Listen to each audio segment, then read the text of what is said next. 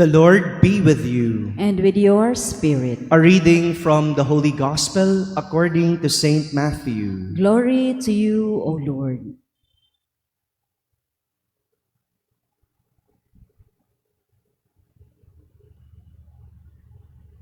Jesus dismissed the crowds and went into the house.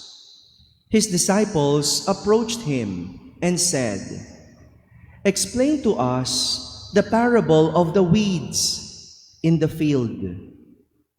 He said in reply, "He who sows good seed is the Son of Man. The field is the world. The good seed, the children of the kingdom. The weeds are the children of the evil one. And the enemy who sows them is the devil. The harvest is the end of the age, and the harvesters are angels.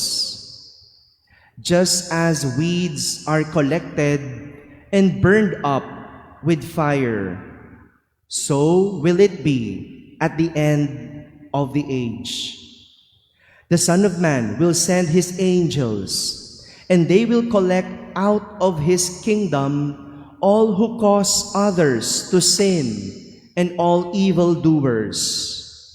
They will throw them into the fiery furnace, where there will be wailing and grinding of teeth.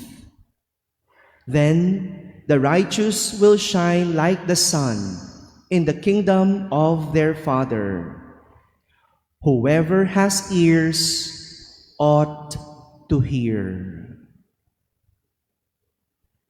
My friends, the Gospel of the Lord. Praise to you, Lord Jesus Christ. Good morning, my dear brothers and sisters. Once again, we heard a parable from Jesus. And he used a parable to teach a lesson.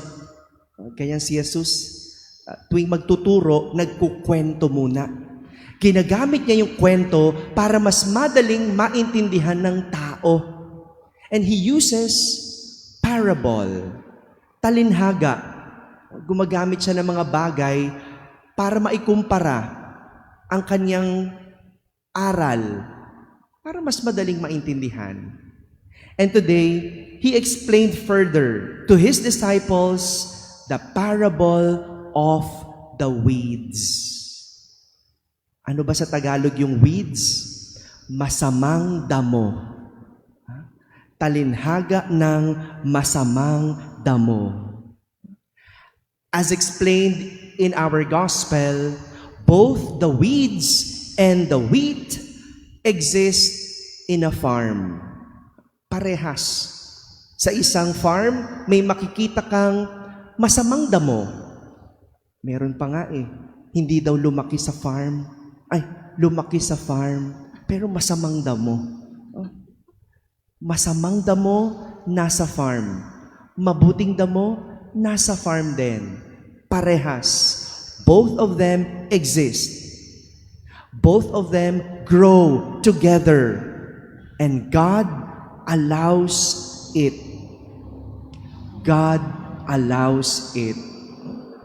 Kung isipin mo, bakit ganun? Ba't hinahayaan ng Diyos mabuhay ang masamang damo? Bakit di na lang mamatay yung mga yan? Bakit dapat mabuting damo lang ang nabubuhay? Well, according to Saint Matthew, God causes the sun to rise on good people and on evil people. And He sends rain to those who do right and to those who do wrong. Kanya ng Diyos Pinasisikat niya ang araw sa mabubuti at masama at pinapapatak niya ang ulan sa mga mabubuti at masama. Meaning, God treats people fairly. God treats fairly, whether you are good or bad. However, teka muna, sa mga masasama dyan, no? Huwag mo sabing safe ka na. No? Listen to this one.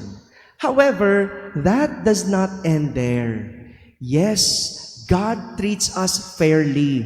But in the parable, Jesus mentioned about the harvest time.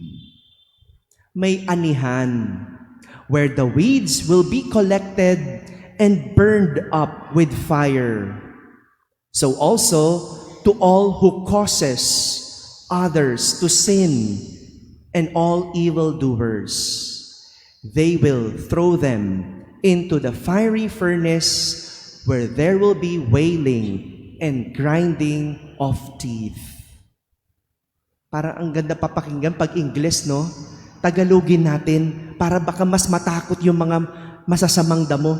Sabi, kung paanong iniipon ang mga damo at sinusunog, gayon din ang mangyayari sa katapusan ng daigdig. Susuguin ng anak ng tao ang kanyang mga anghel at iipunin nila mula sa kanyang pinaghaharian ang lahat ng nagiging sanhi ng pagkakasala at ang lahat ng gumagawa ng masama at ihahagi sila sa maningas na pugon. Dooy mananangis sila at mangangalit ang kanilang ngipin. Susunugin. Mayroong katapusan. At yan ang kahahantungan ng masasamang damo. So what can we learn from the parable? There is an end to those who do evil. Maybe not the way we want to end it, but how God will end them. Kung tayo yan, no, iisipin natin, no, sana mawala na lang yung mga yan. Mawala na lang yung mga nanloloko. Mawala na lang yung mga nangungurakot. Mawala na lang yung mga magnanakaw. Di ba? Galit tayo dyan eh. Because yan yung nagiging sanhi ng ating kahirapan. But not the way we want to end them.